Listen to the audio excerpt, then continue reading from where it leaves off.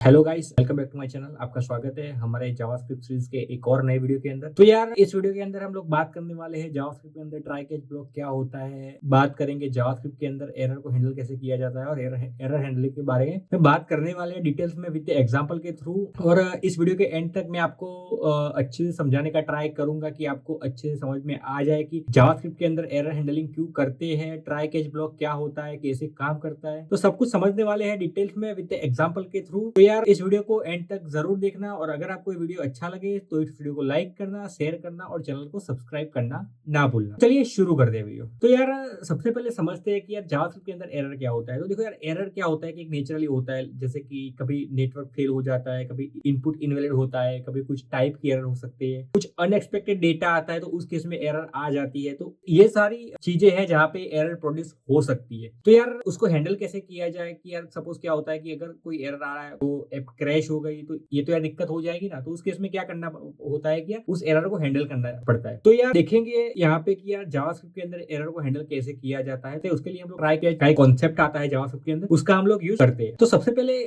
बात करते हैं कि जावास्क्रिप्ट में बिल्ट इन एरर कैसी होती है। तो देखो यार, आप यहाँ कंप्यूटर स्क्रीन पे देख रहे हो। सपोज मैं क्या करता हूँ, यहाँ पे कंसोल लॉग करता हूँ, यहाँ पे कंसोल डॉट लॉग, यहाँ पे मैं ए करता हूँ और इसको मैं नोड वीडियो 20 डॉट जे इसको मैं रन करता हूँ। तो देखो यहाँ पे मेरी error I, reference error A is not defined. तो ये बेसिकली एक एरर है और इस केस में क्या होगा कि मेरी क्रैश ऐप है वो पूरी क्रैश हो गई। तो यार, जो इस तरह से कुछ एरर्स होती है जो हमारे हाथ में नहीं होती है, तो उस केस में हम लोग क्या करते हैं, उस केस में हम लोग ट्राई कैच का यूज करते हैं और उसका यूज करके हम एरर को हैंडल करते हैं। देखो एक और मैं आपको दिखाता हूँ। सपोज मैं यहाँ पे कॉन्स्ट नम इक्वल टू 5 करता हूँ और उसके बाद num dot to upper case में कन्वर्ट करता हूँ। अभी देखते हैं क्या एरर आता है। तो देखो यहाँ पे हमारी एरर आ रही है, no num dot up to upper case is not a function. तो इस तरह से बेसिकली एरर्स होती है। अभी देखते हैं उसको हैंडल कैसे करते हैं। तो इसके लिए हमारे पास एक चीज होती है, इसका नाम है ट्राई कैच ब्लॉक और उसका यूज करके हम एरर को हैंडल करते हैं। सबसे पहले समझते हैं कि ट्राई क्या होता है, कैच क्या होता है, फाइनली क्या होता है। तो देखो यार, मैं आपको समझाता हूँ विद एग्जांपल के थ्रू। ट्राई ब्लॉक जो होता है, जो ट्राई के अंदर जितने भी वैल्यू जो जो हमारा रिस्की कोड होता है वो हम ट्राई ब्लॉक के अंदर रखते हैं। कैच ब्लॉक क्यों होता है? कैच ब्लॉक के अंदर जब भी ट्राई ब्लॉक के अंदर कुछ एरर आता है तो उस एरर को हैंडल करने के लिए हम कैच ब्लॉक का यूज कर सकते हैं। कैच ब्लॉक के अंदर कोई भी एरर आता है वो हैंडल होती है। और फाइनली क्या होता है? फाइनली वो ब्लॉक है कि फाइनली के अंदर जो भी कोड होगा वो हमेशा रन करेगा। मीन्स अगर कोई एरर आएगी या नहीं आएगी, जो फाइनली के अंदर जो कोड लिखा होगा वो हमेशा रन करेगा ही करेगा। तो यही बेसिकली चीज है। देखो यार, ट्राई ब्लॉक जहाँ एरर हो सकता है, कैच ब्लॉक एरर का जो ऑब्जेक्ट रिसीव करता है, जैसे कि एरर डॉट मैसेज हो गया, एरर डॉट नेम हो गया, एरर डॉट स्टैक हो गया, उन सब का हम लोग कैच ब्लॉक के अंदर हम लोग यूज कर सकते हैं। और finally optional run whether error throw और नॉट। उसका मतलब क्या है कि अगर एरर आएगी तो भी फाइनली ब्लॉक है, उसका कोड एग्जीक्यूट होगा, और अगर एरर नहीं आती तो भी वो ब्लॉक एग्जीक्यूट होगा। तो उसको समझते हैं सबसे पहले एक एग्जांपल कल उसको समझते हैं सबसे पहले एक एग्जांपल के थ्रू। तो यहाँ पे मैं क्या करता हूँ, फंक्शन पार्ट्स जेसन, यहाँ पे मैं जेसन एक स्ट्रिंग पास करूंगा। उसके बाद मैं यहाँ पे ट्राई लिखता हूँ, ये मेरा कैच ब्लॉक हो गया। यहाँ पे एक एरर का ऑब्जेक्ट जाएगा और फिर ये मेरा हो गया finally. Okay,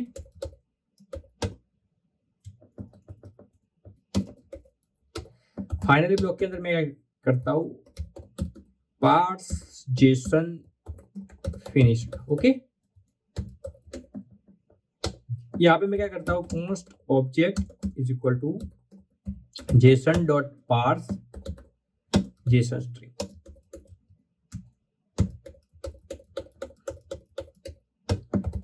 console dot log parsed and object. तो ये बेसिकली कोड क्या करता है कि एक जेसन की स्ट्रिंग है, उसको आर्गुमेंट में लेता है और उसको कन्वर्ट करता है जावास्क्रिप्ट के ऑब्जेक्ट के अंदर। अगर कुछ एरर आता है देन कंसोल लॉग, यहाँ पे हम लोग एरर को लॉग करेंगे, console dot error Jason parts failed, and हमारा जो एरर का जो भी मैसेज होगा वो यहाँ पे हम लोग प्रिंट करवा देंगे। ओके, अब मैं क्या करता हूँ, इसको मैं कॉल करता हूँ पार्ट्स जेसन। यहाँ पे मैं एक जेसन का एक ऑब्जेक्ट, स्ट्रिंग ऑब्जेक्ट पास करता हूँ। तो यहाँ पे नेम, यहाँ पे पाथ। ओके, अब मैं इसको करता हूँ नोड वीडियो 20.js। तो देखो इस केस में क्या हुआ, हमारा जो ट्राई ब्लॉक के अंदर का जो कोड है वो मेरा एग्जीक्यूट हुआ, और यहाँ पे देखो मेरा जो कंसोल लॉग है यहाँ पे प्रिंट हो गया है। पास्ड हमारा ऑब्जेक्ट पूरा यहाँ पे प्रिंट हो चुका है। तो देखो यहाँ पे मेरा ऑब्जेक्ट यहाँ पे आ चुका है। उसके बाद कैच ब्लॉक है वो रन नहीं हुआ और सीधा फाइनली ब्लॉक रन हो गया कि पार्ट्स जेसन फिनिश्ड। देखो, और यहाँ पे हमको कोई एरर नहीं मिली। अब मैं क्या करूंगा, यहाँ पे पार्ट्स जेसन, यहाँ पे इनवैलिड जेसन, जो स्ट्रिंग के अंदर के जो जेसन का जो फॉर्मेट है वो मैंने इनवैलिड यहाँ पे डाला है। तो इस केस में क्या होगा कि मेरा एरर आएगा। तो नोट वीडियो 20.js, तो देखो यहाँ पे जेसन पार्ट्स कॉल्ड फेल्ड, देखो जेसन पार्ट्स मेरा यहाँ पे फेल हो चुका है। यहाँ पे देखो मेरा ट्राई ब्लॉक एग्जीक्यूट नहीं हुआ क्योंकि यहाँ पे कुछ एरर आया, तो सीधा चला गया कोड यहाँ पे कैच ब्लॉक के अंदर, और कैच ब्लॉक के अंदर जो भी हमने लॉक किया है वो यहाँ पे हमारा प्रिंट हो गया। तो देखो Jason parts failed, unexpected token I, invalid Jason is not a valid Jason. तो देखो यहाँ पे हमारा पूरा यहाँ पे मैसेज आ रहा है। उसके बाद भी यहाँ पे देखो क्या हुआ कि जो मेरा फाइनली जो ब्लॉक है वो तो मेरा एग्जीक्यूट हो ही रहा है। देखो जब भी अगर कोई एरर नहीं आता फिर भी मेरा फाइनली ब्लॉक एग्जीक्यूट हो रहा है, अगर कोई एरर आता है फिर भी मेरा फाइनली ब्लॉक है वो एग्जीक्यूट हो रहा है। देखो यहाँ पे जब भी हम एरर डॉट मैसेज करते हैं तो यहाँ पे देखो हमको यहाँ पे मिल जाता है कि यार क्या दिक्कत है, जो हमारा एरर का जो मैसेज है वो भी हमको यहाँ से मिल जाता है। अगर मेरे को यहाँ से कोई मेरा कस्टम मैसेज डालना है तो मैं क्या करूंगा, यहाँ पे कुछ भी मैं लिख सकता हूँ, सपोज दिस इज एरर, यहाँ पे कुछ भी मैं डाल सकता हूँ कैच ब्लॉक के अंदर। तो जब भी मेरा एरर आएगा इस टाइप के कुछ एरर समथिंग मैं मैसेज यहाँ पे दे सकता हूँ कस्टमाइज करके। आपको जो नेचुरल जो एरर का जो मैसेज आता है वो भी आप प्रिंट करवा सकते हैं, या आप खुद अपना मैसेज भी प्रिंट करवा सकते हो, वो आप पे डिपेंड करता है। और कैच के अंदर जब भी कोई एरर आएगा तो कैच के अंदर आप उस एरर के ऑब्जेक्ट को एक्सेस कर पाते हो।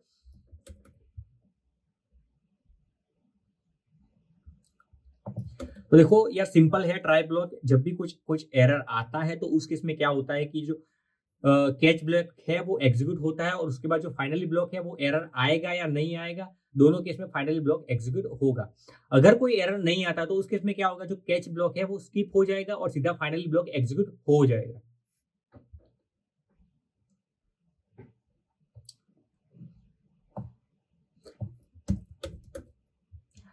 अभी हम लोग बात करते हैं कि कैसे मैन्युअली एरर को थ्रो कर सकते हैं।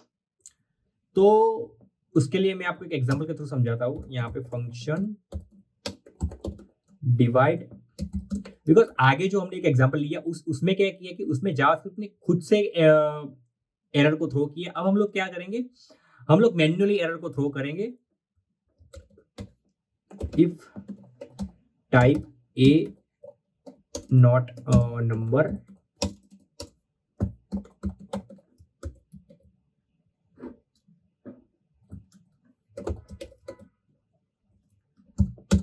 or type of b not a number, throw new error। यहाँ पे both arguments must be a numbers।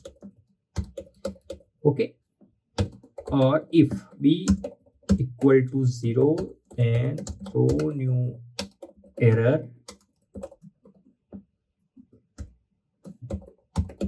divide by 0 is not allowed,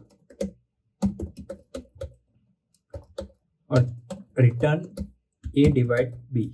okay, तो ये बेसिकली मेरा एक फंक्शन है। वो क्या करता है कि सबसे पहले क्या करेगा कि वो देखो ये फंक्शन बेसिकली क्या करता है, दो नंबर को डिवाइड करता है। अभी यहाँ पे क्या होगा, अगर a और b की दोनों की वैल्यू अगर नेगेटिव होगी, मतलब नेगेटिव वैल्यू होगी या फ्लोट वैल्यू होगी, तो उस केस में क्या करेगा, वो एक एरर दे देगा कि both argument must be a integer मतलब नंबर। और अगर b की वैल्यू यहाँ पे 0 होगी तो उस केस में क्या एरर आएगा कि divide by 0 is not allowed. Okay, तो अभी हम लोग देखते हैं कि कैसे होता है। तो सबसे पहले हम इसको हैंडल करते हैं ट्राई कैच ब्लॉक के अंदर। तो यहाँ पे लिखता हूँ ट्राई, यहाँ पे कैच, यहाँ पे एरर कंसोल डॉट एरर, यहाँ पे मैं क्या करता हूँ error dot name and error dot message. Okay, अब मैं क्या करता हूँ, देखो कंसोल लॉग डिवाइड 10 और 2।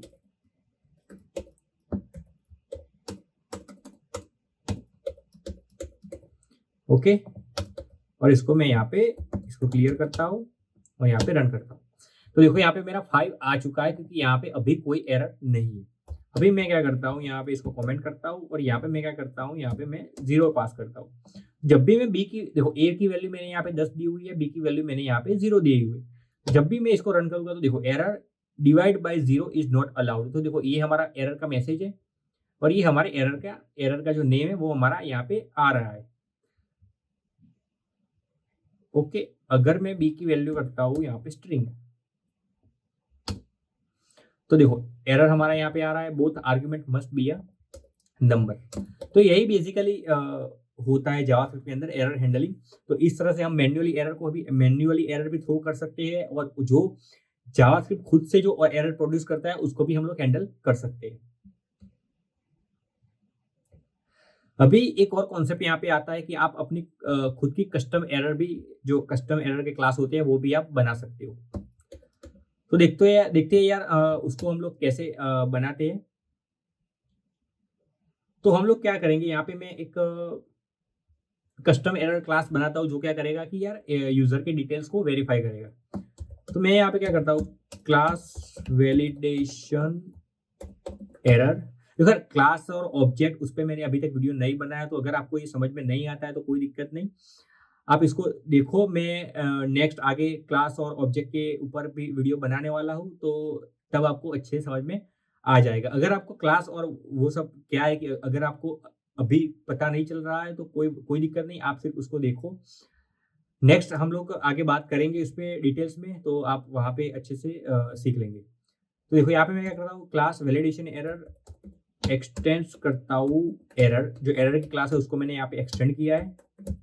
यहाँ पे कंस्ट्रक्टर, यहाँ पे मैंने मैसेज डाला है एंड देन फील्ड, यहाँ पे सुपर मैसेज। देखो यार सुपर और ये सब क्यों हम लोग यूज करते हैं हम आगे वाले वीडियो में देखेंगे। Then this dot name is equal to validation error और this dot field equal to field. Okay, if error dot capture stack trace, then error dot capture, then this dot validation error। तो यहाँ पे हमने क्या है कि हमारी खुद की कस्टम एरर की एक क्लास यहाँ पे हमने क्रिएट की। अब मैं क्या करूँगा, फंक्शन वैलिडेट यूजर, यहाँ पे मैं यूजर पास करता हूँ और if user dot email not found and throw new validation error, email is a required, यहाँ पे email पास करता हूँ। ओके, अब मैं क्या करूंगा, इसको मैं हैंडल करता हूँ।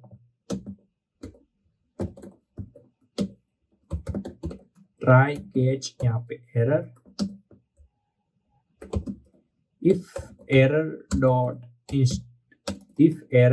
instance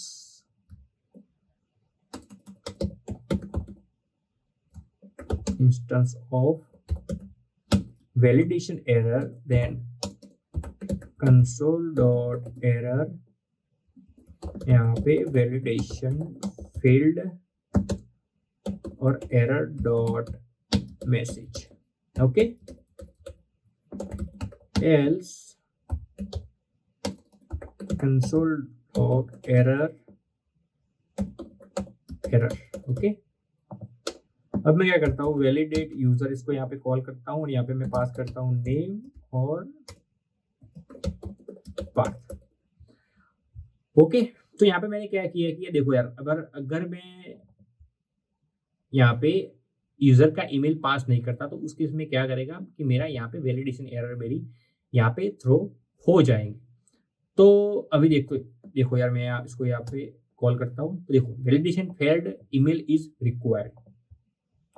अगर मेरे को यहाँ पे कुछ चेंज करना है, सपोज मैं यहाँ पे करता हूँ name and name is required, यहाँ पे नेम पास करता हूँ, उसके बाद इसको मैं रन करता हूँ तो देखो यहाँ पे मेरा कोई एरर नहीं आया। क्यों? क्योंकि यार ऑलरेडी मैंने नेम यहाँ पे पास किया हुआ है। देखो अगर मैं यहाँ पे नेम 1 करता हूँ तो इस केस में मेरा एरर आएगा कि validation failed, name is required.